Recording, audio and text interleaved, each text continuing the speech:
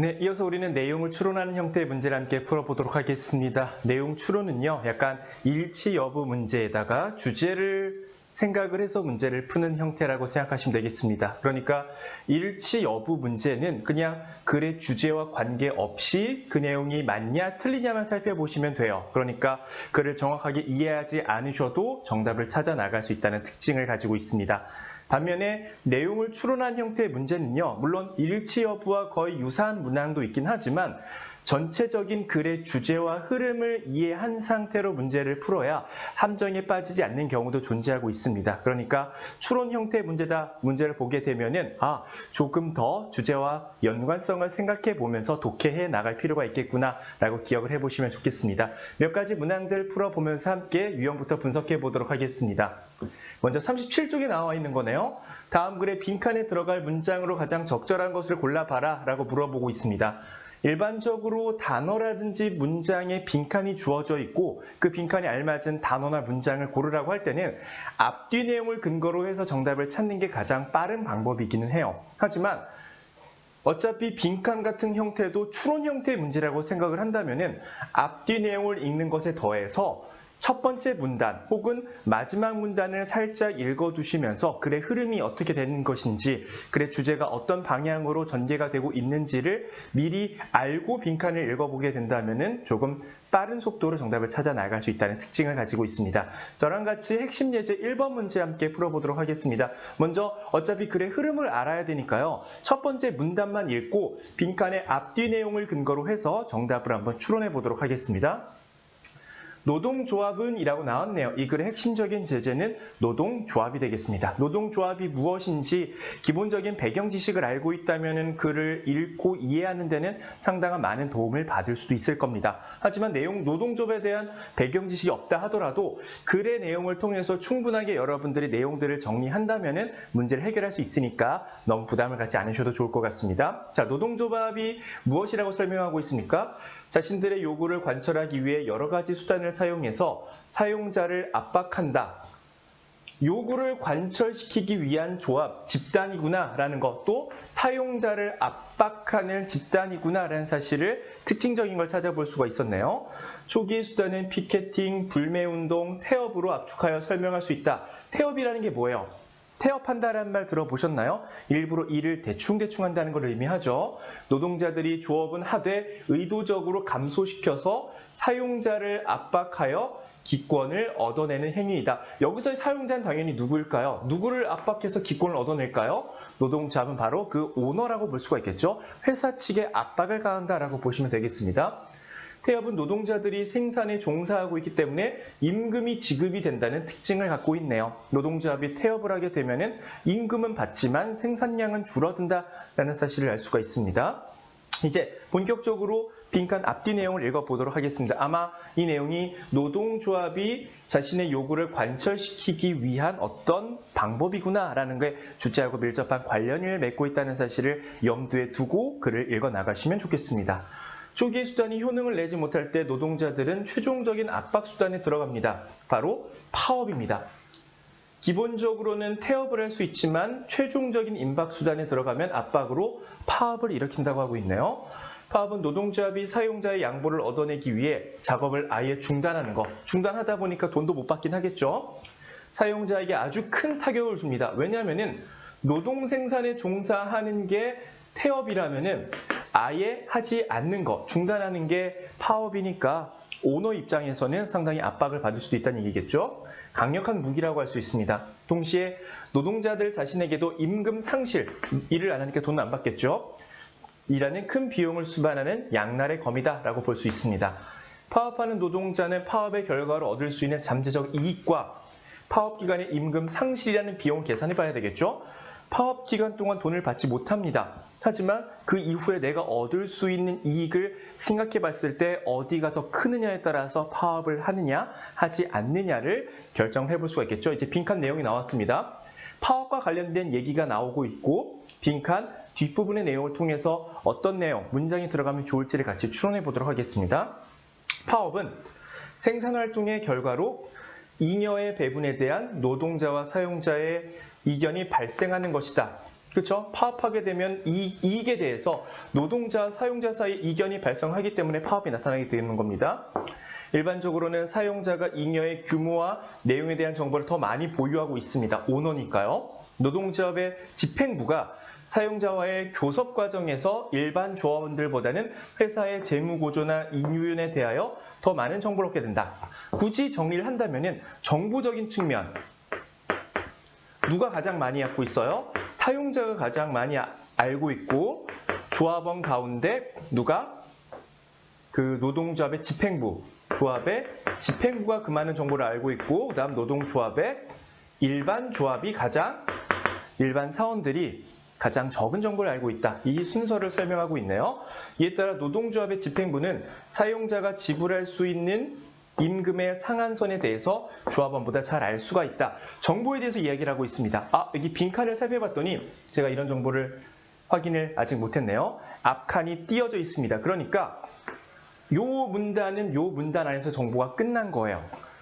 요 문단은 요 문단 안에서 정보가 끝난 겁니다. 흔히 하나의 문단에서 중요한 문장은 하나입니다. 그러니까 첫 번째 문단의 주요점을 여기서만 확인해 볼 수 있고, 두 번째 문단의 주요점을 여기서, 즉 빈칸에는 요거 관련된 정보와 관련된 것이 이 문제의 정답이 된다는 사실을 알 수 있습니다. 앞의 내용과는 엄청나게 큰 연관성이 없을 수도 있습니다. 물론 글의 통일적인 구조적인 측면에서 살펴봤을 때는 어느 정도 연관관계가 필요하긴 하지만, 문단이 나뉘어진다는 사실을 통해서 더 많은 정보는 뒤에 글 통해서 여러분들이 정답을 확인해 봐야 된다는 사실까지 알 수 있었습니다. 물론 하나의 문단 글 가운데 여기 빈칸이 쓰여 있다면은 요 앞뒤 내용을 근거로 해서 정답을 찾는 게 맞는데, 글이 있고 이어지는 문단에 첫 번째 빈칸이 있다면 당연히 요 문단 내에서 정답을 찾는 게 조금 유리하다고 볼 수가 있겠죠. 정답을 한번 확인해 보도록 하겠습니다. PT에는 이게 나와 있지 않네요. 선택지가 37쪽 한번 살펴보도록 하겠습니다. 빈칸에 들어갈 문장 1번. 파업의 가장 큰 위협은 노도 지도부와 회사가 결탁한다. 결탁한다는 거 아니죠. 정보 관련된 내용이니까 1번 정답에서 제외가 되겠습니다. 2번. 파업의 장기화를 위해 회사 재무구조에 대한 정보를 의도적으로 숨긴다는 내용 없습니다. 그렇죠? 2번도 제외예요. 파업이 발생하는 빈도나 지속기간이 노동조합 집행부의 정치적인 거래로 인해 증가할 수도 있다. 뭔가 정보를 많이 알고 있으니까 그 기간에 대해서 조금 늘어질 수도 있고 줄어질 수 있자. 약간 애매하지만 그래도 넘어가도록 할게요. 4번. 모두의 만족도를 높일 수 있는 방법은 서로 간의 소통이다. 당연한 얘기긴 하지만 그 내용은 아마 마지막 부분에 들어갈 확률이 높긴 하겠죠. 정답에서 제외가 되겠습니다. 노동자가 획득할 수 있는 범위의 재무구조는 파업을 장기화하게 만드는 원인으로 작용한다. 정보를 알고 있으니까 장기화가 될 수 있지 않을까 생각해 볼 수 있습니다. 3번 아니면 5번이 정답이 되겠네요. 이어진 내용을 읽어보면서 맞는 내용을 한번 확인해 보도록 하겠습니다. 만약 사용자가 수용할 수 있는 최대 임금 수준이 조합원들이 기해하는 임금 수준과 차이를 보이게 되면은 택할 수 있는 선택 가운데 하나는 조합원을 대상으로 회사의 재무구조를 설명하고, 숨기진 않네요. 사용자 측이 제시한 최종임금을 받아들이도록 설득합니다. 누가? 집행부가. 그러니까 파업을 할지 안 할지 집행부가 결정을 해서 정보를 알려주고 설득하는 과정이다라고 이어진 내용에서 더 설명을 하고 있네요. 그럼 정답으로 가장 적절한 게 무엇일까요? 꼭 재무구조가 장기화하게 만드는 원인은 아니죠. 짧게 끝낼 수도 있으니까요. 정답은 3번입니다. 증가할 수도 있고 빈도나 기간은 증가하지 않을 수도 있습니다. 누가 의해서? 집행부에 의해서 그것이 판단이 되어진다라고 볼 수가 있겠습니다. 전체적인 글의 내용을 읽어보면서 빈칸에 알맞은 내용을 함께 추리해 보았습니다. 글의 내용이 조금 어렵긴 하지만 이 문항도 조금 난이도가 있긴 하지만 뒷부분의 내용을 통해서 정답을 찾아 나간다라는 것을 인지하셔서 문항을 풀어보시면 좋겠습니다. 한 문제 더 풀어보도록 하시죠. 39쪽 문제인데요. 일반적인 추론 문제이긴 하지만 일치 여부 문제와 거의 유사한 형태의 문항입니다. 글의 주제하고 크게 관계는 없이 이 내용이 맞냐 틀리냐 정보까지 여러분들이 확인하셔서 문제 정답을 찾아 나가는 형태라고 보시면 되겠습니다. 선택지를 채워놓고 아닌 것들을 빠른 속도로 지어나가 보도록 하겠습니다. 동물 실험에 대해서 설명하고 있네요. 4세기부터 2300년간의 오랜 시간 동안 반발 없이 무탈이 진행되어 왔습니다. 근데 한 제보에 의해 깨졌습니다. 영국의 저명한 베일리스는 런던대 의대에서 살아있는 개를 해부하는 수업을 진행했는데 그의 수업을 받고 있던 2명의 스웨덴 학생이 마취하지 않고 해부해서 극심한 고통을 줬다는 제보로 동물 시험이 깨지게 된 거죠. 그래서 제보했고 신문 보도로 이어지고 있습니다. 두 번째 문단 보겠습니다. 베일리 교수는 빗발치는 비난에 정상적으로 마취를 했다고 주장합니다. 주장이 서로 엇갈리고 있네요. 반대가 되고 있습니다.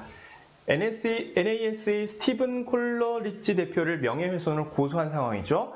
법정 다툼으로 이어진 이른바 갈색개 사건, 마취를 했냐 하지 않았냐, 결국 교수의 승리로 끝났습니다. 하지만 동물 시험에 대한 찬반 논의에 신호탄이 되었다는 얘기입니다.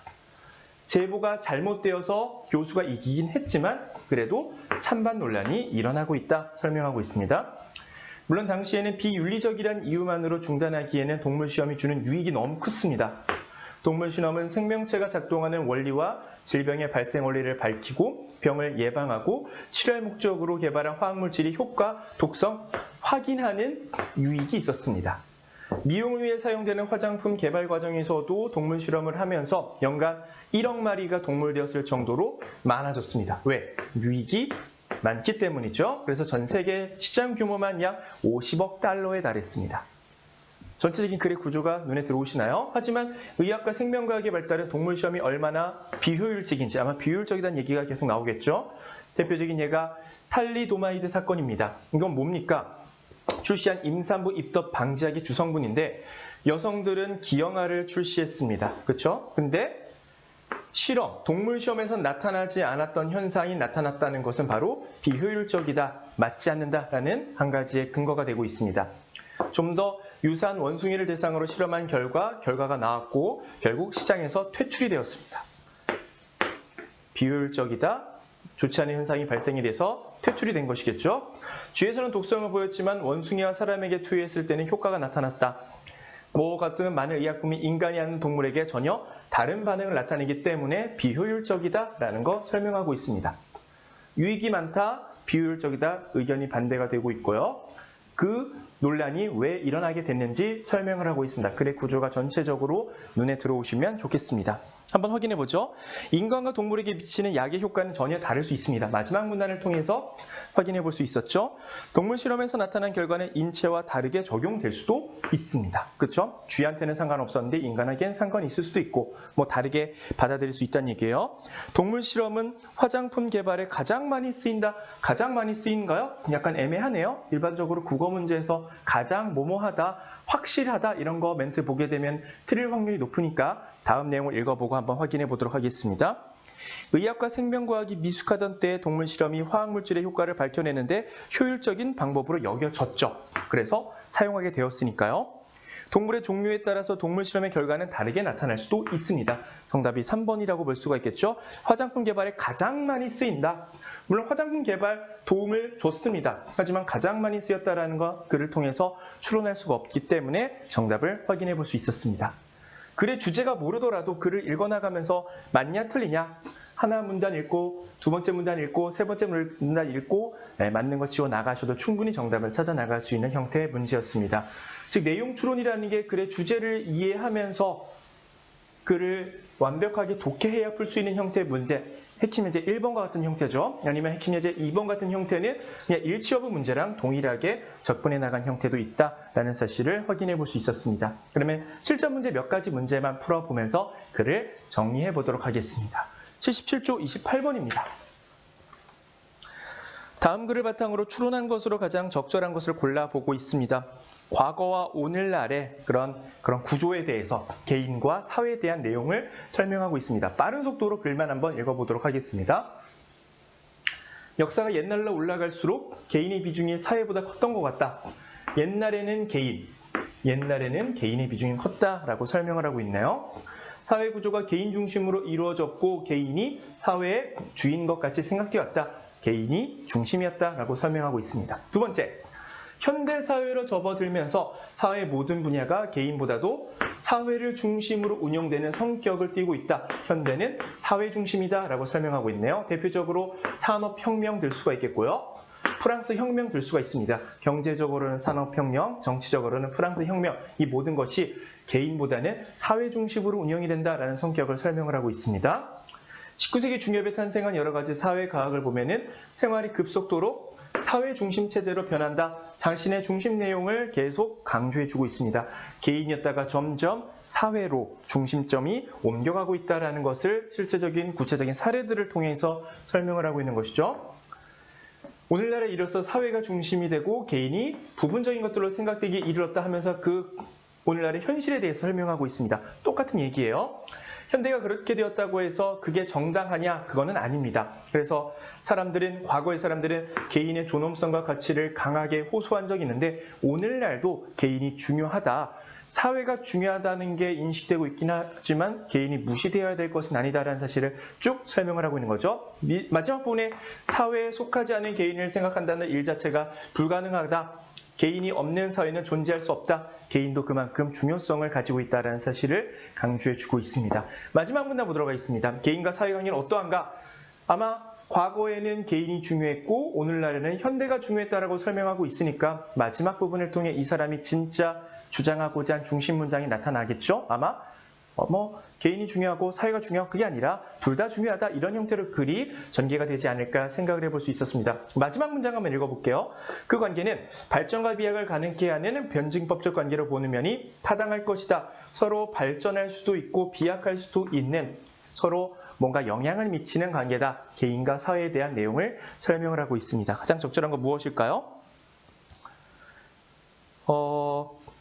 과거의 사회 구조는 산업과 정치 관계를 중심으로 구성된 거, 과거는 개인이 그 중심이 되었죠. 일치 여부 문제도 전혀 될 수가 없습니다. 2번, 개인과 사회의 역학적 관계는 각각의 존재성으로 모두 설명할 수 있다. 일반적으로 모두 가능하다. 이런 건 정답이 될 수가 없습니다. 오늘날은 경제, 정치라는 개념 속에서 개인의 중요성이 더 강조되고 있는 건 맞아요. 하지만 일부분적인 것이죠. 글의 내용을 추론을 통해 궁극적으로 추론했다고 보기엔 조금 애매합니다. 4번, 개인과 사회는 사회 배타적인 관계로 어느 한쪽이 우위를 지녔다고 할 수 없어요. 3번과 4번 비슷한 내용이죠. 3번도 너무 구체적인 얘기, 4번도 너무 구체적인 얘기입니다. 일치 여부 문제라고 한다면은 둘 다 맞는 표현일 수 있어요. 하지만 글의 전체적인 주제와 관련해서 생각을 해본다면 조금 느낌이 다르다고 볼 수 있습니다. 5번이 되겠네요. 단순한 어떤 존재와 생성의 과정을 넘어서는 진정한 의미관계를 맺어야 된다. 마지막 부분의 내용을 통해서 궁극적으로 추론할 수 있는 바를 떠올려 볼 수 있었습니다. 글을 꼼꼼히 읽어 나가시는 것에 더해서 글의 주제를 알아야 정확하게 정답을 해결할 수 있는 문제라고 볼 수 있었습니다. 자, 핵심 예제 2번과 같은 형태 78쪽의 29번 문제. 요거는 글의 일치 여부 문제하고 비슷한 형태의 문제입니다. 제가 한 가지 문제씩만 가지고 와봤는데요. 여러분들이 글을 읽어 나가면서 이게 맞는지 이게 틀린지 글의 주제와 관계없이 풀어봐도 되는 문제이긴 합니다. 글을 읽어서 글의 주제를 알아야 되느냐, 알아야 되지 않아야 되느냐 헷갈릴 수 있는데요. 그럴 때는 일반적으로 선택지를 보면 돼요. 선택지 내용이 일반적인 정보를 전달하고 있으면은 그냥 일치 여부와 비슷한 추론 문제다라고 생각하시면 되겠고요. 28번 문제처럼 뭔가 자신의 생각이 견해가 내비치고 있다라고 본다면은 글의 주제를 연관지어 생각해보면서 정답, 추론 여부를 확인해 보시는 게 좋습니다. 29번 문제는 그냥 선택지를 봤더니 일반적인 정보 전달이죠. 정답만 간단하게 확인해 보도록 하겠습니다. 일반적으로 무지개색으로 나뉘는데요. 가장 짧은 게 보라색이고 가장 긴 게 빨간색이라고 합니다. 빨, 주, 노, 초, 파, 남, 보죠? 그래서 가장 긴 게 빨간색이고 가장 짧은 게 보라색이다 라고 설명을 하고 있습니다.